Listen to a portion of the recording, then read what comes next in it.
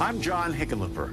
I'm running for president because we're facing a crisis that threatens everything we stand for. As a skinny kid with Coke bottle glasses and a funny last name, I've stood up to my fair share of bullies.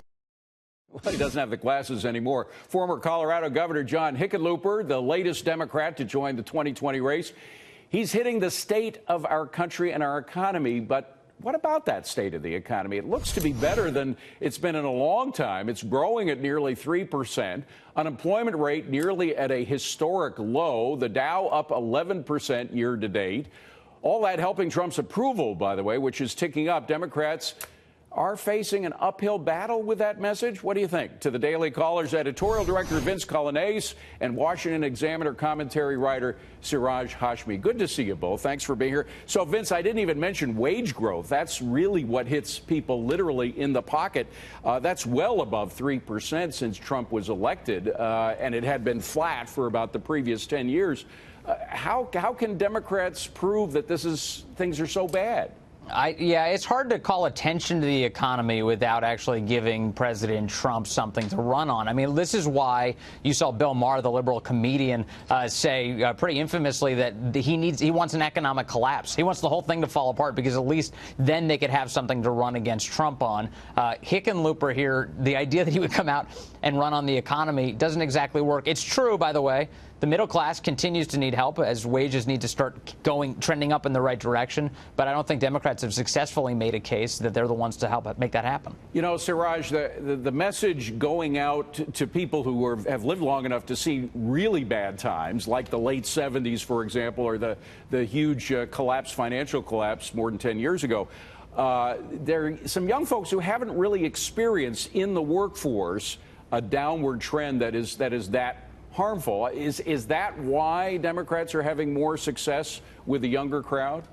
I mean, you can even look to Hickenlooper's characterization of himself. I mean, he characterizes himself as an extreme moderate. That's like saying you wear an extra medium T-shirt. I mean, he doesn't want to run. Exactly. He doesn't want to run on purely progressive policies that expand the role of government in the personal lives, because progressive policies on the economic agenda simply aren't practical. You're looking at the Green New Deal, Medicare for all, raising the federal minimum wage. These are things that actually increase taxes and would actually hurt people who are in the middle class and probably shrink the size of it. But, Vince, it is clear that President Trump believes that the voters, the mass of voters who are going to go out in 2020, will not be young people who are persuaded by socialism, but people who've been around the market more than that and realize that socialism is still a dirty word. Yeah, and look, I mean, and I think have a little faith in young people here when at first they think, yeah, socialism sounds great, but if you present them with the details, they flip in a moment. I mean, look, the great guys over at Campus Reform, they did a great video about this. They told people about the Green New Deal. They all supported it, and then they start telling them the details, and they're like, well, wait a second, I don't want to pay for that. What are you, nuts? So at the end, I think people can be convinced with the facts. Siraj, you know what really bothers a lot of us that have had kids in college is that we spent a fortune putting those kids in college, and now we're having to teach them stuff that they should have learned in college, that we spent the money paying for them to be in college and not learning. I mean, what's interesting is that, yeah, I mean, I could probably vouch for that as well, because I went to school to go to medical school, but I ended up becoming a journalist instead. So, yeah, there are things that you practically do not work in the real world. While it's good to obviously get a college degree and prove yourself in the working world, something as like a major in English isn't always practical to try to make $100,000 to $150,000 a year and start a family. So you're seeing a lot of people, a lot of millennials and Gen Zers are probably going to have to delay marriage, delay building a family. It's going to change the landscape of how the next generation coming down the line.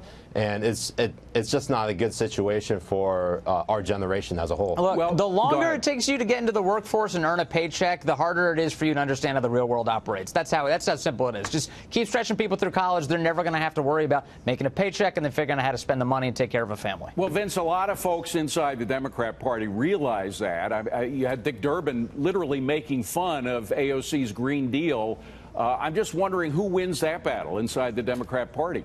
Well, I mean, right now she's got Twitter, and that's all that any Democrat seems to care about. This is the reason Nancy Pelosi's hanging out with Alexandria Ocasio-Cortez on the cover of Rolling Stone. Are you serious right now? I mean, did Nancy Pelosi think she needs to stoop to the level of actually taking pictures with Ocasio-Cortez on a failed magazine? This is bizarre, and it's demonstrating that the radicals have taken over the party. I mean, everyone's always talking about how clear-minded, how cutthroat Nancy Pelosi is. Please, Nancy Pelosi's in the back seat right now, and Ocasio-Cortez and her colleagues are driving the car. Well, Siraj, what happens, though, when the rubber meets the road and they have to decide on specific policies? I know that the Democrat candidates have basically endorsed the Green Deal, but it's not really a bill. But if there is a specific bill that comes up that is socialist-minded, for example, a guaranteed job for every American, man, woman, or child, I mean, what happens when such a bill hits Congress? Do they secede and go for it?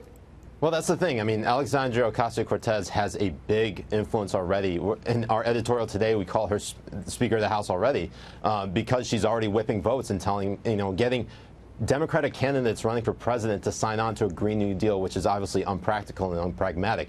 But what's interesting here is that with these particular resolutions, obviously the Green New Deal doesn't have an enforcement mechanism, so there's no way to enforce it. It's purely messaging and trying to get Democrats as a whole to become more progressive. So when it comes to something like a federal jobs guarantee or raising the federal minimum wage, these are things that obviously they might not be as controversial in the general national discourse, but Democrats as a whole do not want to raise the taxes on most of these Americans, especially in these swing districts and swing states in which ultimately in 2020 they're going to have to try to keep their seats. Siraj, we got to go, but I have to ask you, was it Obamacare that dissuaded you from getting your medical degree or what? Quickly. Yeah, I mean, it definitely contributed to it. But, as a whole, medical school is just not practical for some people. And I just found a better passion. This is what I like to do. I have to ask because I was in that route as well and decided to go to the journalistic route instead. Siraj, Vince, good to see you both. Thank you for being here. You. Appreciate it. Thank you.